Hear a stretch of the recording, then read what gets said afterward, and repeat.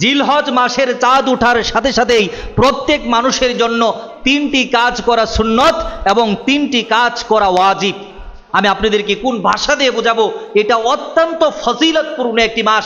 আল্লাহ সুবহানাহু তাআলা বলেছেন, পৃথিবীতে যত মাস আছে সব থেকে দামি মাস হলো আল্লাহ সুবহানাহু তাআলার কাছে জিলহজ মাস এবং রমজান মাস।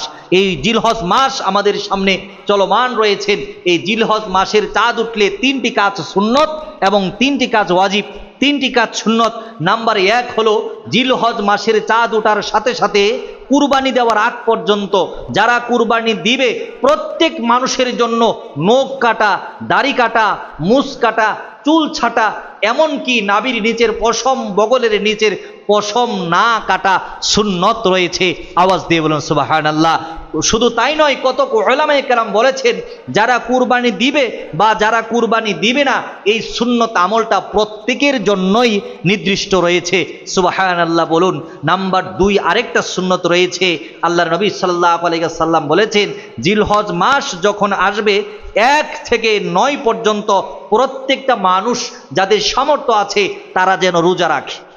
আপনার সামর্থ্য আছে আপনি একটা রোজা রাখেন, আপনার সামর্থ্য আছে আপনি 2টা রোজা রাখেন, আপনার সামর্থ্য আছে 3টা, 4টা, 5টা, 9টা, যার যেরকম সামর্থ্য রয়েছেন প্রত্যেকটা মানুষ যেন জিলহজ মাসের 9 তারিখ পর্যন্ত রোজা রাখে, এটা সুন্নত।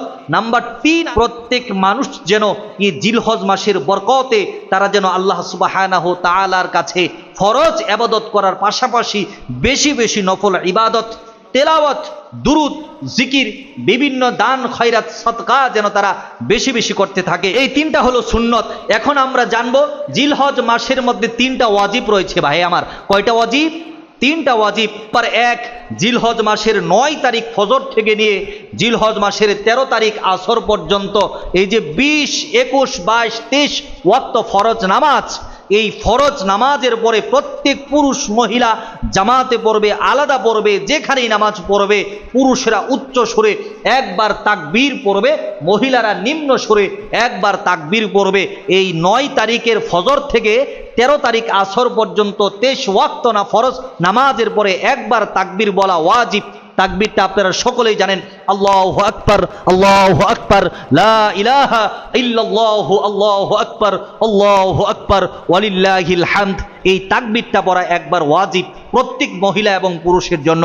আরেকটা ওয়াজিব হলো নাম্বার 2, সেই ওয়াজিবটা হলো ঈদের দিন ঈদের নামাজ পড়া। ওই অতিরিক্ত 6 তাকবীরের সাথে আমরা যেই 2 রাকাত নামাজ পড়ে থাকি ঈদগাহে, এই নামাজটা পড়া প্রত্যেক পুরুষের জন্য ওয়াজিব করে দিয়েছেন আল্লাহর নবী। আওয়াজ দিয়ে বলুন সুবহানাল্লাহ। আরেকটা ওয়াজিব হলো ঈদের দিন সামর্থ্যবান ব্যক্তিরা কুরবানি করবে, এটা হলো আরেকটা ওয়াজিব। তাহলে আমরা পেলাম জিলহজ মাসের 3টা কাজ ওয়াজিব। একটা হলো 9 তারিখ ফজর থেকে 13 তারিখ আসর পর্যন্ত তাকবীর বলা, ঈদের দিনে ঈদের নামাজ পড়বে। নাম্বার 3, সামর্থ্যবানেরা ঈদের দিন কুরবানি করবে। আল্লাহ সুবহানাহু তাআলা